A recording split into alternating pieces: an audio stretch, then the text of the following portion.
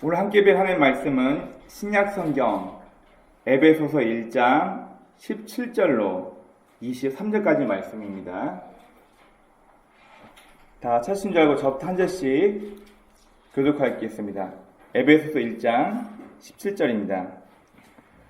우리 주 예수 그리스도의 하나님 영광의 아버지께서 지혜와 계시의 영을 너희에게 주사 하나님을 알게 하시고 너희 마음의 눈을 밝히사 그의 부르심의 소망이 무엇이며 성도 안에서 그 기업의 영광의 풍성함이 무엇이며 그의 힘의 위력으로 역사하심을 따라 믿는 우리에게 베푸신 능력의 지극히 크심이 어떠한 것을 너희로 알게 하시기를 구하노라.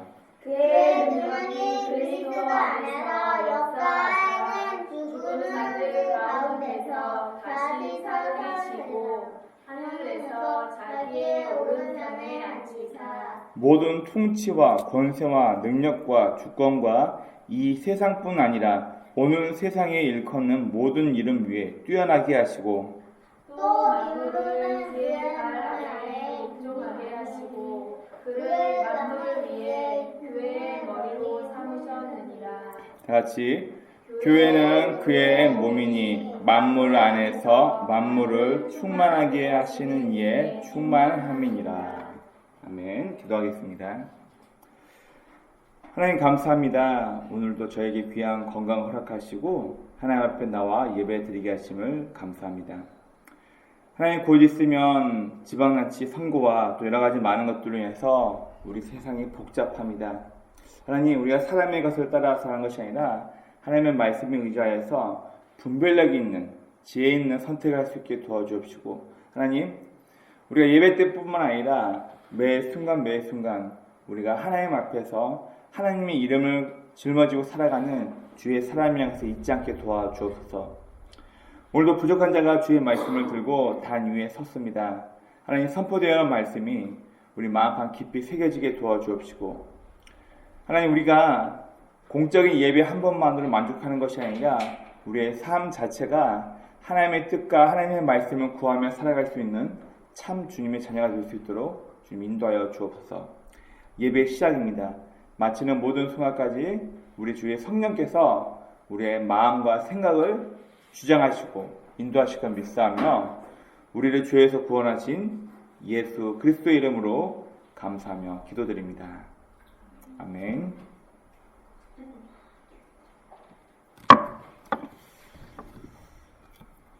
여러분 혹시 구약성경 중에 잠언이라는 말씀이 있습니다.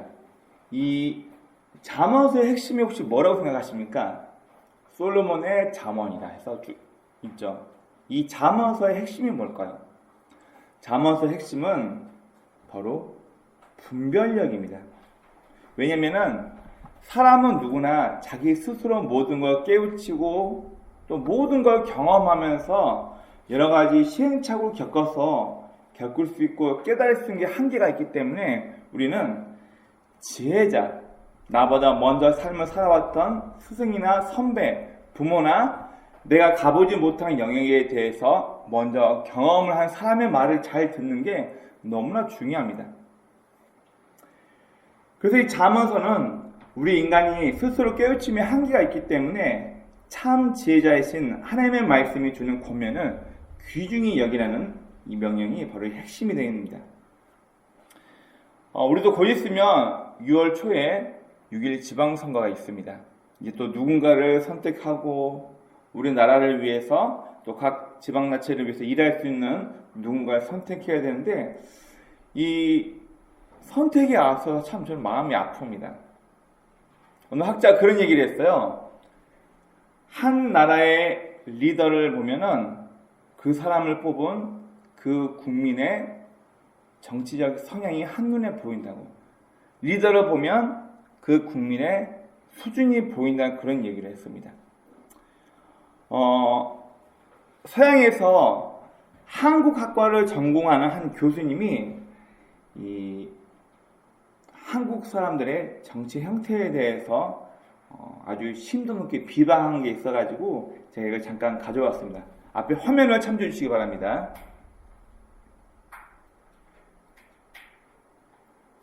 자, 특별히 선거철, 정치에 관련하여서 이 한국인들이 갖고 있는 비상식적인 사고들 4가지가 있는데 한번 보겠습니다.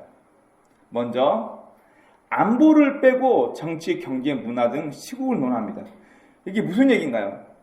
국가의 가장 귀중한 안전이나 내 나라를 보호하는 것에 대해서는 다 내버려 놓고 정치, 경제, 문화가 지금 시국에 어떻고 한국인의 특징이 그렇대요.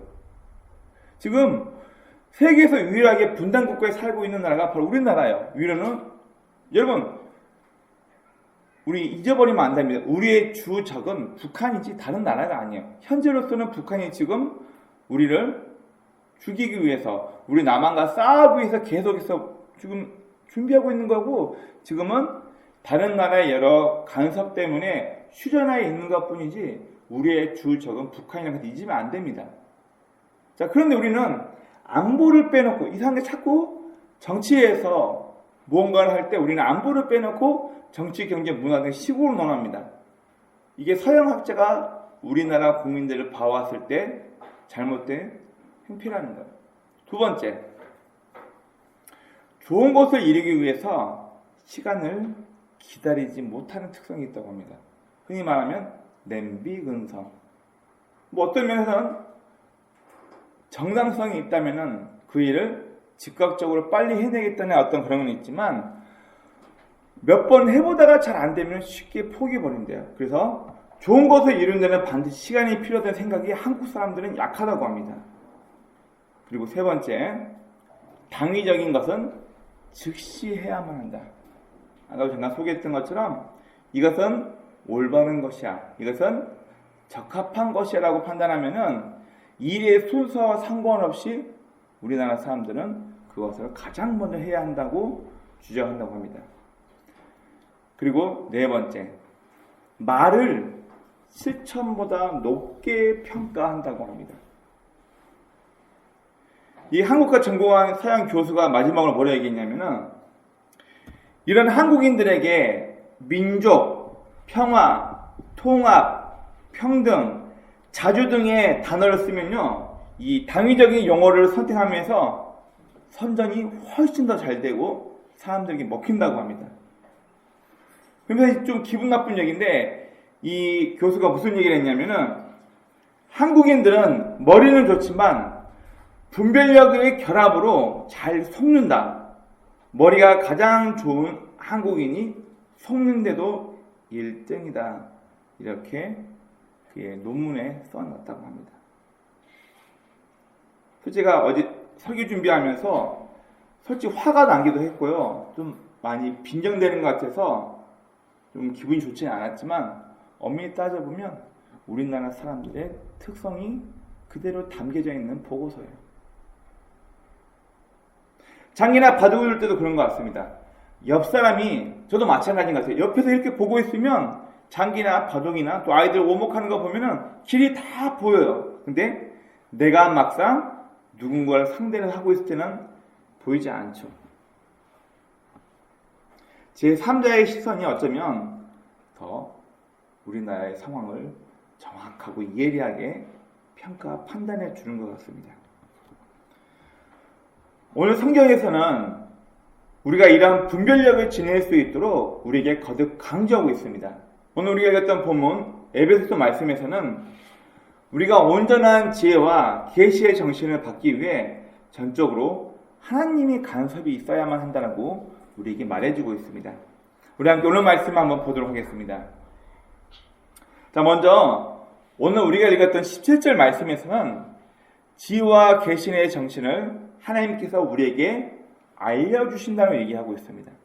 자, 우리가 흔히 자연 현상을 보면서 야, 우주가 이렇게 돌아가네, 봄, 여름, 가을, 겨울 이렇게 되네, 수금지와 목토천에서 이렇게 있는데 지구가 조금만 태양과 가까이 가면, 조금만 태양으로부터 멀어지면, 이런 모든 것들을 봤을 때 자연의 모든 산나와서 자연 모든 현상들을 봤을 때 하나님은 분명 계시구나, 이 자연 계시에 대해서 얘기를 하고, 그 다음 하나님께서 눈에 보이지 않는 하나님을 우리가 어떻게 봐요? 어떻게 만나요?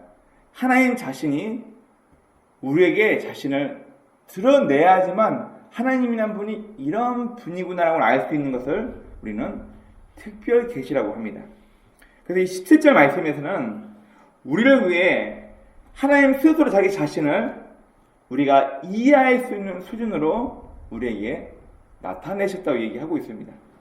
그리고 18절부터 19절까지 말씀에서는 우리에게 베푸신 은혜와 영광을 알게 하셨다.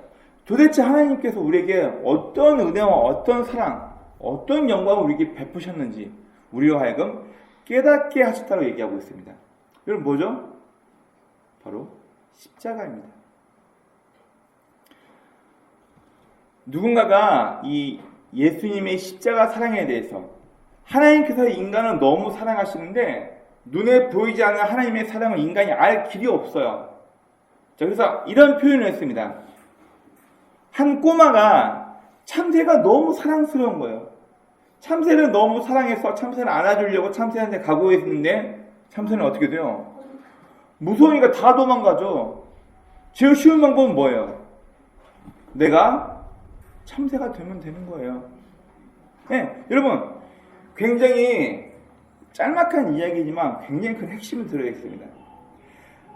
영이신 하나님께서 인간에게 아무리 큰 사랑과 하나님의 용서를 베푼다 하여도 인간은 도저히 하나님의 뜻과 그 의미를 이해할 수가 없기 때문에 인간이 가장 쉽게 이해할 수 있는, 그래서 사람의 형상, 성육신이라고 얘기하죠. 사람의 형상으로 이 땅에 오셔서 십자가의 죽으심으로 말미암아 우리를 향하신 하나님의 사랑이 얼마나 큰지 이것이 사실인지를 증명했다고 로마서 5장 8절에서는 이야기하고 있습니다.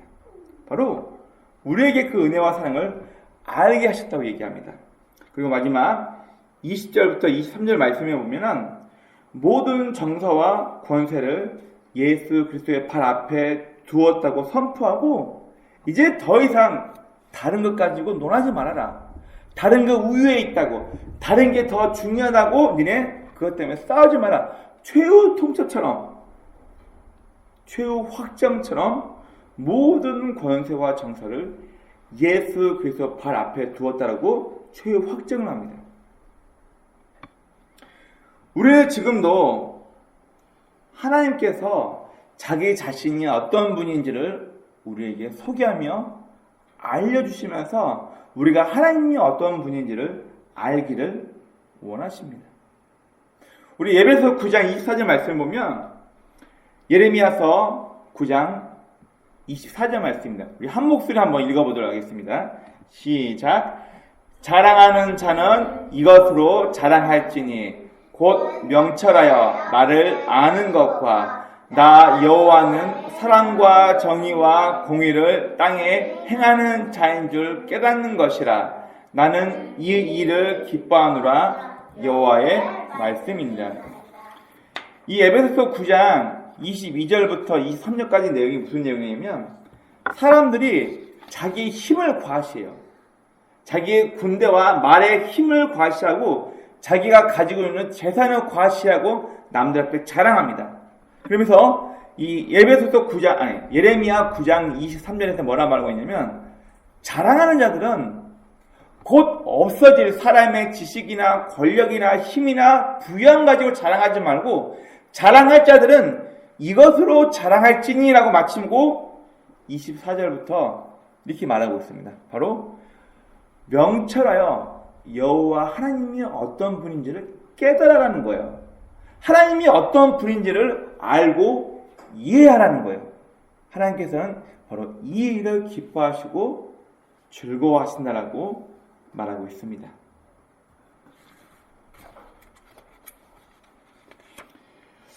여러분, 많은 성도들이 성령의 은사 중 이 분별력을 원하지만 진정한 분별력을 얻기 위해서는요, 그럼 기본적으로 성경을 알아야 돼요. 여러분, 어불성설이지만 우리 많은 성도분들이 오해하고 잘못된 지식 중 하나가 뭐냐면은 주일 예배만 잘 드리고 공적인 예배만 잘 드리면 내 영적인 수준과 하나님을 알아가는 내 이해력이 훨씬 높아질 거라고 생각합니다. 여러분 착각입니다. 물론 예배를 잘 드리지 않는 사람보다 공적인 예배에 자주 참석하면 설교나 목사님 말씀을 통하여서 또 성경 공부를 통하여서 성경을 더 많이 알 수 있기 때문에 분별력이 그렇지 못한 사람보다 좋겠죠. 여러분 그러나 우리에게 이 땅에 살아가는 동안 성도로 살아가기 위해서 분별력이 얻기 위해서는요, 공적인 예배뿐만 아니라 내 스스로가 하나님의 말씀에 대해서 곱씹고 고민하면서 그렇다면 나는 어떤 선택을 할 것인가? 하나님 말씀 앞에 매 순간 갈등하며 하나님 입장에서 무엇을 선택할 것인가? 갈등하고 고민하는 삶의 자세 자체가 필요한 것이지 이게 없이 그냥 분별력이 얻어지지는 않습니다. 그냥 간단해요. 우리가 성도로서 신앙인으로서 올바른 분별력, 무엇이 잘못된 거고 무엇이 올바른 것인가를 평가 판단하기 위해서는 기본적으로 성경을 알아야 돼요. 여러분 그러나 아쉽게도 우리는 성경을 너무 보지는 않습니다. 나는 앞으로 목회자가 되어야지, 신학생이 되어야지 하고 신학교에 오는 대학교 1학년 신학생들을 보면요, 뭐부터 다시 하냐면요, 성경 고사부터 다시 보고 다시 준비를 합니다. 왜냐고요? 태반이 성경 한 번에 일독을 안 하고 와요. 그래서 일부러 성경 통독하는 학과가 생길 정도로 그 정도 성경이 있지 않습니다. 무슨 말인가요? 교회 한번 나와주는 걸로, 예배를 들려주는 걸로 내 영적인 수준이 내가 신앙인 다운 사람이 될 수 있구나 만족해버리고 그 이상 하지는 않는다는 거예요. 아이러니하게 우리가 영적인 분별력을 얻기 위한 가장 쉬운 방법은 성경을 통해서 하나님의 뜻과 방법이 무엇인지, 또 성경은 몇천 년이 지나서 수많은 사람들이 과거에 어떤 실수와 잘못을 범하면서 시행착오로 겪어왔는지를 우리에게 보여주는데 여기에서 배우려고 하잖아요. 우리 그런 얘기 많이 하죠. 역사를 통해서 배우지 않는 국민은 과거의 아픔과 절망이 또 한 번 반복된다. 무슨 얘기인가요? 과거에 그런 아픔과 어려움이 있었다면 이를 통해서 배워야죠. 그런 실수 안 하기 위해서 노력해야죠. 근데 우리는 영적으로 분별력을 얻기 위해서 아무런 노력도 하지 않는다는 거예요. 제가 얼마 전에 신천지 보고서를 봤습니다. 저는요, 신천지 보고서에 보니까 여기는 이제 그 전도랑 포교라 그러는데 포교에서 제외 대상이더라고요. 저는요.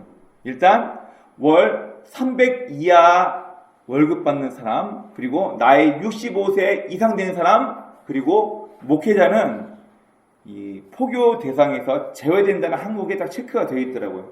자, 재밌죠? 자, 그러면 유사 기독교, 성경을 가지고 있는 유사 기독교, 이단 사이비가 왜 생길까요? 여러분, 명품은 반드시 짝퉁이 있습니다. 구찌, 루이비통, 또 여러 가지 샤넬이니 이런 유명 메이커들 있죠. 이 메이커들은 어마어마하게 가격이 비싸기 때문에 명품이 있다는 것은 반드시 짝퉁이 생깁니다. 왜요? 진짜 가치가 있는데 이 가치를 따라해서 모방해서 돈을 벌려는 짝퉁 제품이 반드시 생기죠. 이런 마찬가지입니다. 성경이 얼마나 귀하고 중요한지를 전 세계 역사가 이미 입증하고 알고 있습니다. 자, 그러다 보니까 이 짝퉁 기독교, 유사 기독교, 이단, 끝이 다른 사이비 교주가 굉장히 많이 나와 있습니다. 여러분, 우리나라 계룡사람이 삼각산 보면요, 자기가 예수라는 사람이 아직도 70명이 넘게 있대요. 왜 이런 이단 사이비, 그리고 왜 사람들은 분별력을 못할까요? 여러분, 신천지 이 단체 강습회 가면요, 이들은 기본 6시간 정도를 이만희 혹은 거기 지도자의 설교를 듣고 교육을 받아야 돼요. 화장실은 못 가게 합니다. 여기 지도자들은요, 제가 다 봤는데, 와, 성인들은 성인용 기저귀를 차고 다 참석을 해요. 왜냐면 6시간 동안 화장실을 못 가게 합니다. 그게 훈련이래요. 변호사니, 판사니, 여러분, 사자 돌림에 굉장한 권력과 힘이 있는 사람도 이런 기독교 이단 사이비에 빠져 있는 사람들이 굉장히 많습니다. 왜 이런 잘못된 유사 기독교 사이비가 많이 생겨난 걸까요? 여러분, 간단합니다. 성경을 정확하게 이해하고 성경을 통해서 무엇이 올바른 핵심인지를 알고 있는 사람은 이런 유사 기독교의 유사 이단 사이비에 빠지지 않습니다. 전부 다 성경을 가지고 얘기하거든요, 이 사람들도. 자, 그런데 이런 이단 사이비에 빠지는 사람들 특징이 뭐냐면은 성경을 정확하게 이해하지 못하고 나한테 유리한 쪽으로 성경을 좀 체계적으로, 과학적으로, 그런 얘기를 하더라고요. 용하게 성경을 풀어준대요. 용하게. 무슨 점집도 아니고, 야, 이 말씀이 이런 말씀이었어? 우리 목사님이 이렇게 성경을 말씀 안 해줬는데, 야, 이 사람들은 성경 이런 방향을 열어주네? 야, 성경을 이렇게도 해석해주네? 네. 정확한 성경의 이해가 없이 자의적으로 사람이 듣기 좋은 쪽으로 이걸 이해시켜주고 해석해주니까 그걸 요구하고 원했던 집단들 무리해서 집단 심리를 이용해서 여러 성원들과 교주들이 등장합니다. 여러분, 제가 대학원 다닐 때 제 선배 전도사님의 와이프가 신천지에 빠져서 결국 이혼을 했습니다. 단순히 남편이 전도사였던 사역자였던 남편이 아내를 잘못 간수했기 때문에 그랬을까요? 아니요. 이 아내분도 분명 신학을 했던 사람이었거든요. 그런데 성경을 더 잘 알고 싶고 성경을 더 이해하고 싶었으면 하나님의 말씀을 성경을 좀 더 이해하면서 성경의 핵심 안에서 성경 말씀을 분석하고 공부하면서 연구하면서 했을 텐데 이걸 성경이 있는 그대로 보는 게 아니고 사람이 듣기 좋아하는 사람이 원하고 바라는 쪽으로 누군가 해석해 주니까 어머 이런 말씀도 있었어? 나는 한 번도 목사님이 이런 말씀 들어본 적이 없는데 자기 입맛에 너무 맞거든요. 자기가 요구하는 성경 말씀이 너무나 잘 맞으니까 사역자였던 전도사의 아내가 결국 신천지로 넘어가게 됐습니다. 아마 이런 일이 한두 건이 아닐 거예요. 이유는 간단합니다. 첫째, 성경에 대한 명확한 이해가 없었기 때문에. 두 번째, 사람의 간지러운 곳만 긁어주면서 자의적으로 해석을 해주니까 듣는 사람의 귀에 내 입맛에 맞거든 그쪽으로 쉽게 빠져나가는 거예요. 또 그런 집단 심리를 잘 이용할 줄 아는 교주들이 있다 보니까 우리는 유사 기독교 이단 사이비에게 쉽게 넘어가는 경우가 종종 발생합니다. 여러분, 이 일은 이미 3, 4천 전부터 있었습니다. 요한삼서 4장 1절부터 6절 말씀을 보면 이미 오래전부터 영지주의, 율법주의 기독교인, 율법 폐기론 등 예수는 사람이지 신이 아니야. 야, 예수님이 오시고 난부터 율법은 필요 없어. 그냥 사랑만 있으면 돼. 이런 식으로 성경의 어느 한 부분만을 현재 그 집단이 갖고 있던 상황에 맞춰서 얘기하니까 사람들이 잘못된 유사 기독교와 이단에 쉽게 빠지게 됐다는 것을 이미 요한 3서 수천 년 전부터 성경은 우리에게 이 유사 기독교가 있으면서 우리에게 얼마나 큰 폐해를 줬는지를 이미 말하고 있습니다. 여러분, 결국 이러한 모든 문제들은 성경 그 자체에 몰두하고 성경 그 자체를 이해했을 때 쉽게 해결되는 문제들이었습니다. 근데 우리는 성경과 성경의 핵심이 결국 하나님의 사랑과 그 결단이 예수 그리스도의 십자가를 통해서 온 인류의 죄를 해결하고 창조의 시작 목적이었던 하나님과 인간이 다시 화목하게 만드는 이 일이 기본 핵심이 되어서 성경을 봐야 되는데, 이 성경을 내가 보기 좋은 쪽으로, 이 성경을 자꾸만 사람들이 듣기 좋아하는 쪽으로만 설교를 해석해서 말하고 하니까 사람들의 귀가 달라지는 거예요. 바울의 서신 중에 동일한 말씀이 있습니다. 마지막 때가 되면, 이 시대가 악해지면 자기 귀가 좋아하는 좋은 말만 해줄 스승을 따라간다고 사람들이 얘기하고 있어요. 무슨 말인가요? 듣기 좋은 것만 따라간다는 얘기죠. 여러분, 그래서 앞에는 저도 마찬가지고 우리 설교자들은 특별히 조심해야 됩니다. 듣기 좋은 설교를 할 것인가, 듣기 거북하여도 기록된 하나님의 말씀만 선포하면서 우리에게 격려와 징계와 교훈을 주는 말씀을 설교할 것인가, 설교자는 내가 청중에게 인기 있고 저들이 듣고 싶어하는 설교를 할 것인지, 아니면 정말 성경에 나와 있는 얘기만 할 것인지를 설교자는 자기 양심을 걸고 이 부분에 대해서 매 순간 싸워야 합니다. 고린도후서 11장에 보면은 이 고린도후서 11장 전체가 바울 사도와 거짓 사도들의 갈등에 대해서 이야기하고 있습니다. 그리고 고린도후서 11장 14절 15절에서는 바울이 뭐라고 얘기하고 있냐면은 저들은 사탄도 자기를 광명의 천사로 위장할 수 있다라고 얘기를 하는 거예요.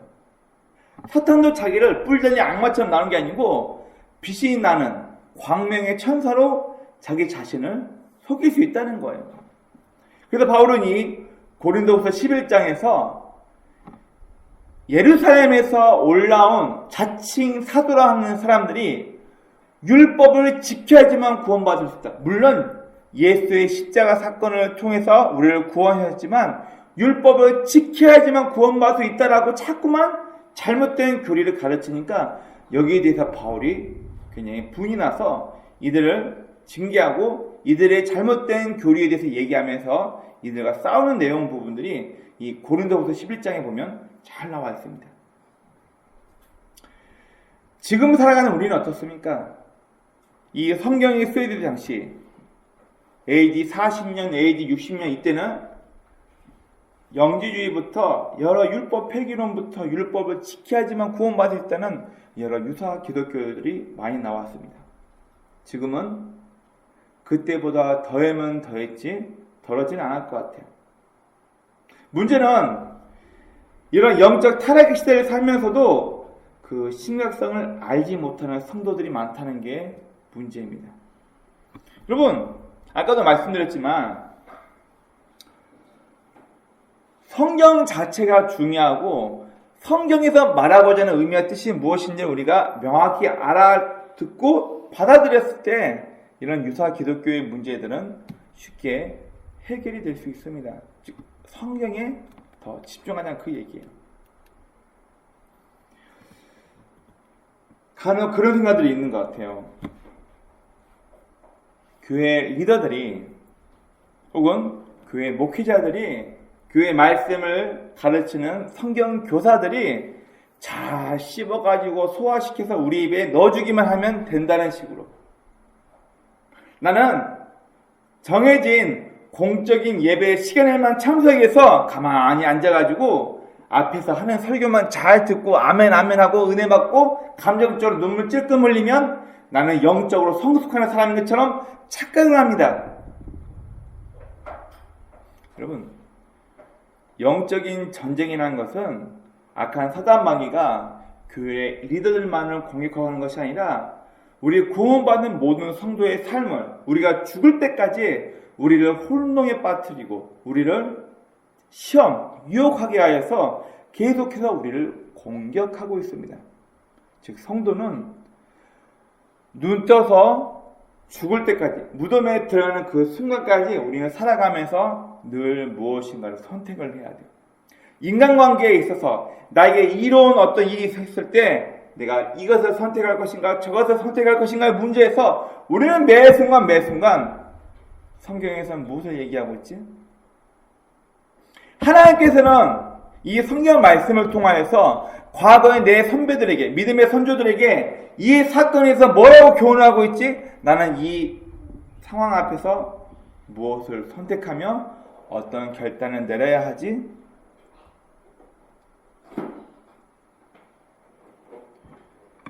여러분, 우리는 지금도 공격받고 있습니다.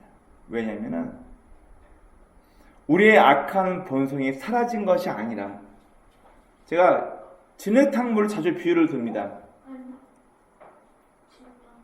네, 흙탕물을 그냥 한번 떠가지고 진동이 없는 땅에 잘 놔두면 이틀 3일 되면 진흙이 다 가라앉고 위는 깨끗한 물이 남아요. 근데 한번 흔들면 어떻게 돼요? 다시 온통 물이 진탕물이 되는 거죠. 우리는 이미 우리 태어난 본성 자체가 악한 본성을 가지고 태어났기 때문에 우리가 하나님 말씀을 통하여서 내 자신을 통제하고 내가 어떤 순간에 선택을 하려고 했을 때 삶의 기준이 성경이 되지 못하면요, 앞에 있는 저도 여러분들도 이해가 앞에서 다 넘어져요.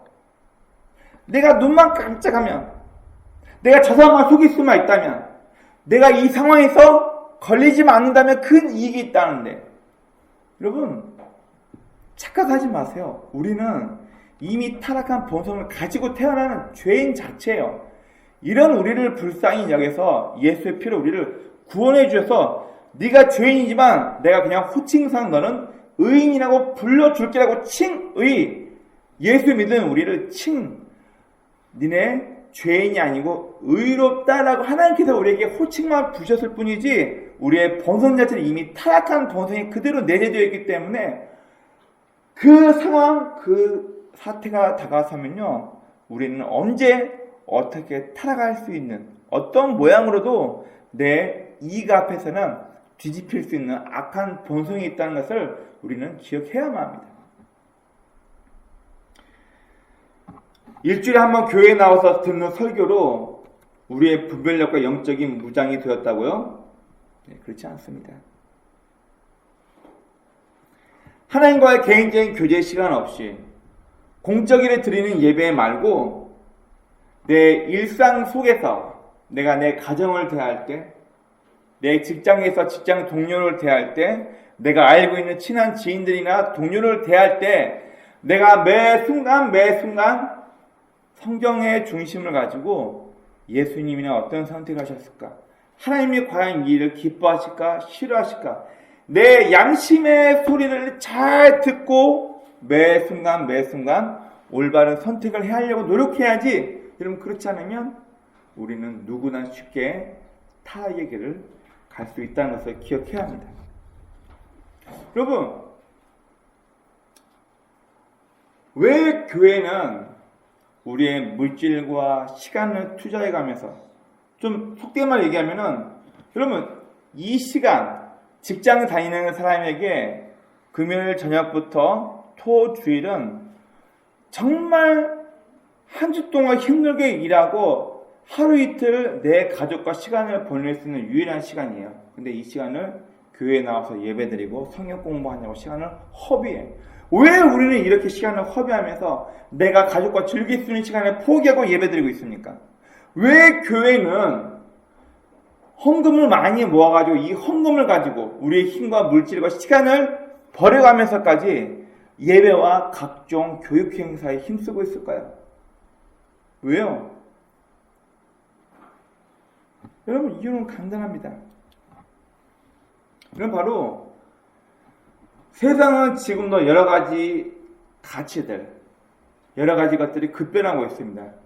이 세상을 성도가 살아가는 데 있어서 성도가 성경적인 가치관과 하나님의 관점으로 내가 살고 있는 세상을 해석하고 이걸 분별할 능력이 없다면요, 성도는 쉽게 세상에 휩쓸려가 타락할 수 있기 때문이에요. 그래서 성도답게 살게 하기 위해서 올바른 가치관과 올바른 성경적인 세계관을 가지고 내가 살아가는 세상을 성도답게 살아갈 수 있도록 돕기 위해서 교회는 각종 예배, 성경 공부, 각종 주일학교, 여름 성경학교, 여기에 최적의 모든 물질과 시간과 자원을 아끼지 않고 소모하고 있습니다. 에베소서 5장 15절 17절 말씀을 한번 보도록 하겠습니다. 에베소서 5장 15절부터 17절 말씀을 보면요, 자, 이런 말씀이 있습니다. 그런즉 너희가 어떻게 행할지를 자세히 주의하여 지혜 없는 자같이 하지 말고 오직 지혜 있는 자같이 하여. 16절 세월을 아끼라 때가 악하니라. 여러분, 이 에베소 교회는 바울 사도가 아시아 교회를 이렇게 둘러보면서 정말 이 에베소 지역에 있던 성도들이 하나님의 말씀을 잘 붙잡고 이들이 성숙하는 모습을 보면서 바울이 굉장히 기뻐했던 교회 중에 하나입니다. 그러나 이 에베소 지역은 그리스 로마 신화 때문에 철학과 여러 가지 우상으로 인하여서 성도들이 쉽게 유혹에 빠지고 바른 사람들은 저렇게 사는데 우리 고장 예로부터 그리스 로마 신화에 의해서 살아왔는데 이런 여러 가지 철학과 잘못된 것들 때문에 쉽게 살아갈 수 있는 환경이 너무나 많았던 곳이 바로 이 에베소예요.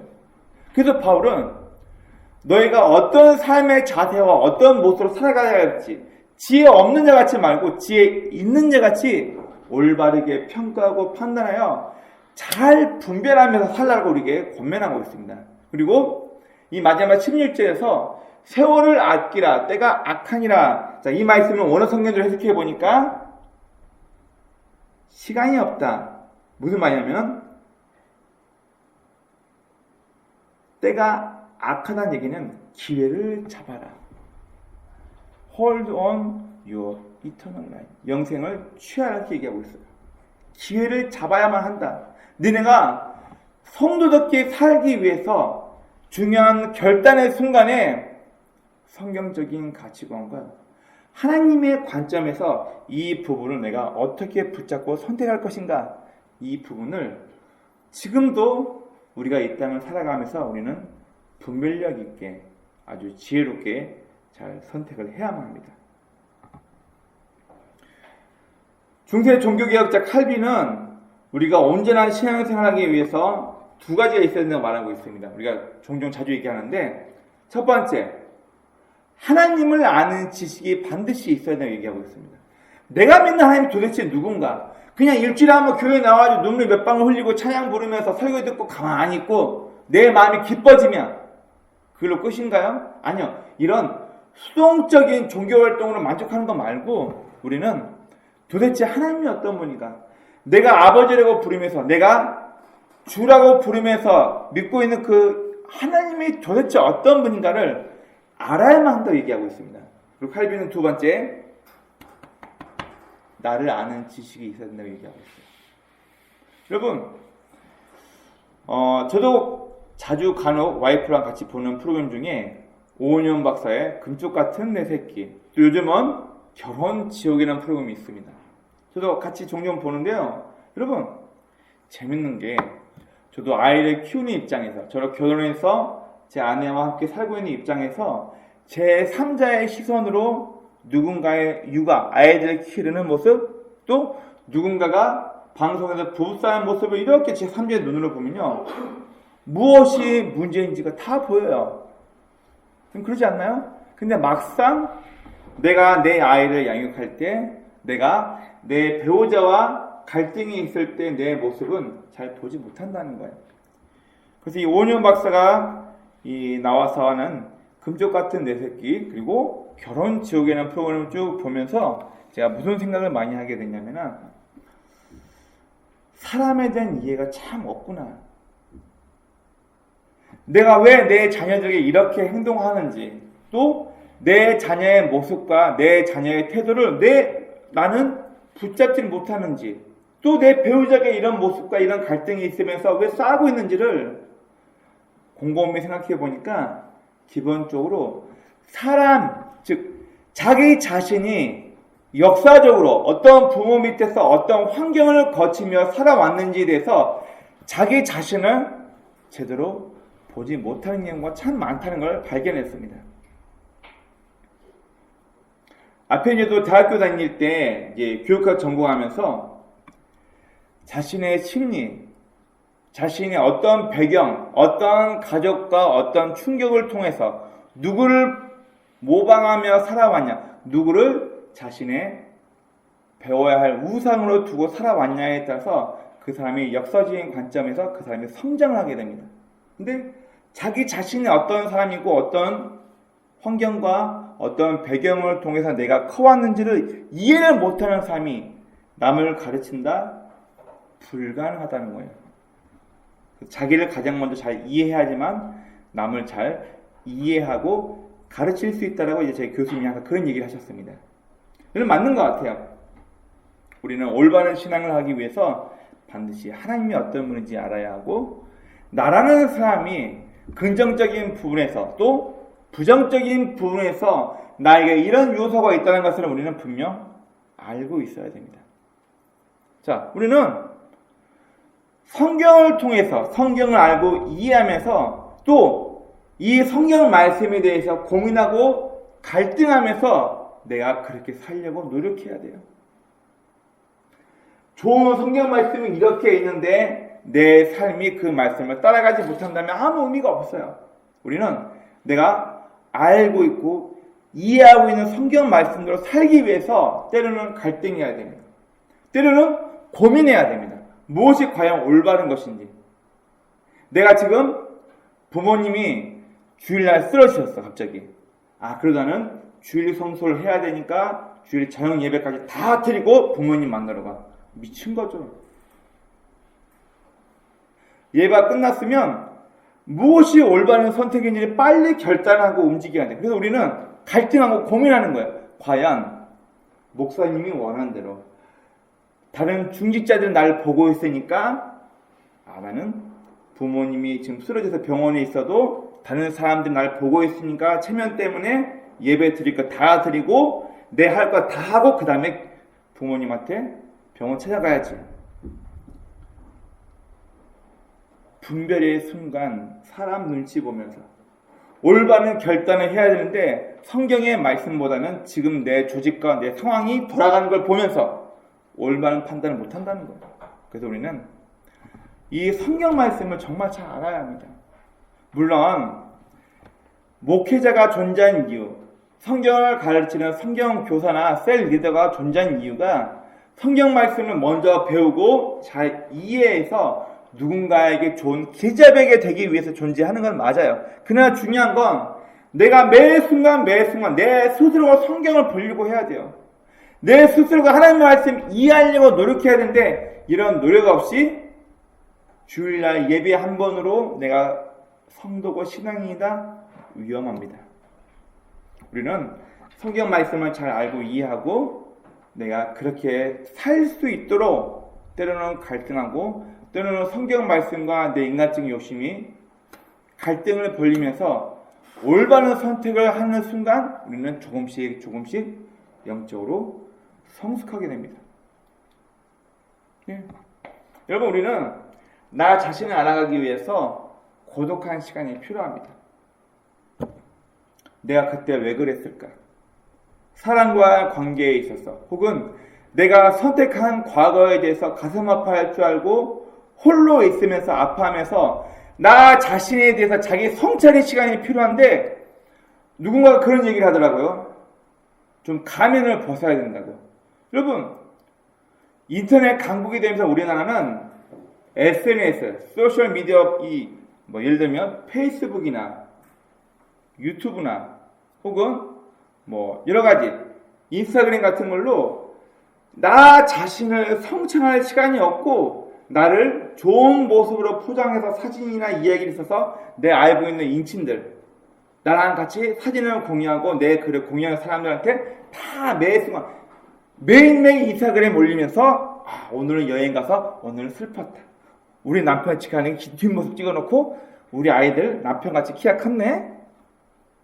여러분, 이게 나쁘다는 것을 말하는 것이 아니라 물론 남들 앞에 자신의 사생활이 어떻게 돌아가고 있는지를 보여주면서 만족하는 것도 좋습니다. 그러나 이보다 더 중요한 건 고독한 시간이 필요해요. 남들과 어울리면서 내 편 만들 사람 삼지 말고 때로는 혼자 고독해 있으면서 나는 과연 하나님 앞에 올바른 모습이었을까? 이게 과연 하나님 앞에서 최선이었을까? 혼자 고독해하며 내 자신을 성찰할 시간이 필요합니다. 여러분, 그런데요, 제가 어린 아이들의 싸움을 쭉 보면서 제가 결론을 내린 게 하나 있습니다. 뭐냐면은 어린 아이들은요, 자기 편이 되어줄 사람을 찾기 위해서 똑같은 사실인데도 불구하고 자기가 유리한 쪽으로만 자기 친구가 계속 얘기를 해요. 그럼 어떻게 돼요? 어머, 그랬구나. 걔가 나빴네. 내 편을 만들어요. 그리고 나와 싸웠던 그 친구는 아주 나쁜 사람으로 매도해버립니다. 그래서 끼리끼리 논다 그러죠. 자, 이 어렸을 때 유치한 이 태도가 성인이 되어서 고쳐지면 좋은데 성인이 되어서도 이 부분을 고치지 못하고 어떤 갈등이 일어났을 때 나 술 한잔 사줘 이러면서 자기 이야기를 들어주면서 호응하고 자기 편들 사람만 찾게 되면요, 그 사람을 비춰보니까 성숙이 없어지더라고요. 1년 전, 2년 전에 있었던 고민을 또 하고요, 1년 전, 2년 전에 있었던 갈등이 다른 사람만 바뀔 뿐, 장소만 바뀔 뿐, 이 사람의 성향 패턴이 똑같기 때문에 성장이 없다는 거예요. 그래서 우리는 고독하게 내 스스로가 어떤 사람인지를 냉정하게 자기 자신을 평가할 수 있는 시간, 즉 가면 벗고 사람들 앞에 SNS나 이런 거 하면서 사람들 앞에 보여주는 자기 모습 말고 솔직하게 내 자아가 어떤지, 내 심정이 어떤지를 나를 냉정하게 평가할 수 있는 시간이 필요하다는 거예요. 여러분, 그래서 히브리인들은, 자, 우리 영어권에서는 사막을 뭐라 그러죠? 데저트. 네. 쓸모없는, 죽음이 있는 곳을 얘기를 하지만 히브리인들은 이 사막, 광야를 뭐라고 얘기하냐면 미드바르. 무슨 말이에요? 하나님을 만나는 장소라고 얘기를 합니다. 왜요? 아무것도 없는 황량한, 죽기 아니면 살기, 목숨이 절박한 환경 앞에서 사람이 무엇이 내가 욕심부려서 얻으려고 했던 것인지, 무엇이 나에게 정말로 필요했던 니드였는지, 원투와 니드 사이에서 명확한 구분이 생기는 것이 아무도 없는 적막한 광야에서 그때 비로소 하나님을 만난다. 그래서 히브리인들은 광야를 미드바를 부릅니다. 우리는 어떤가요? 우리는 하나님을 아는 지식, 나를 아는 지식이 있어야지만 우리의 기질과 성품을 잘 이해하게 되고, 또 성경을 통해 하나님을 올바로 알아갈 때 우리는 온전한 분별력을 만날 수 있습니다. 바울이 얘기합니다. 바울은 빌립보서 3장 13절 14절에서 이렇게 얘기하고 있어요. 내가 이미 얻은 것도 아니요, 앞으로 얻기 위해서 표대를 향하여 위에서 나를 부르신 그 부르심 따라서 달려간다라고 바울은 고백하고 있습니다. 우리 신앙인들은 살아가면서 성경의 가치관과 하나님의 뜻이 무엇인지를 잘 이해하면서 이 분별력을 가지고 앞으로 제가 살아갈 세상에, 또 여러분들, 또 우리의 자녀들이 앞으로 살아갈 시대에 맞게끔 하나님 입장에서 성경의 가치관으로 올바르게 우리의 삶을 해석하고 분별하며 중요한 것들을 선택할 수 있도록 우리는 훈련이 되어져야 합니다. 네. 저도 여러분들도 완벽하지는 않지만 온전한 분별력이 되어지기 위해서, 그런 분별력을 만나기 위해서 우리는 성경을 보다 많이 이해하고 알아야 하며 매 순간 나의 선택이 하나님을 기쁘시게 할지 하나님을 화나게 하는 선택일지 우리는 잘 분별해야 합니다. 원하옵기는 저와 여러분들이 이 온전한 분별력을 가지고 진짜 성도답게 이 세상을 살아가길 예수 그리스도의 이름으로 축원합니다. 아멘.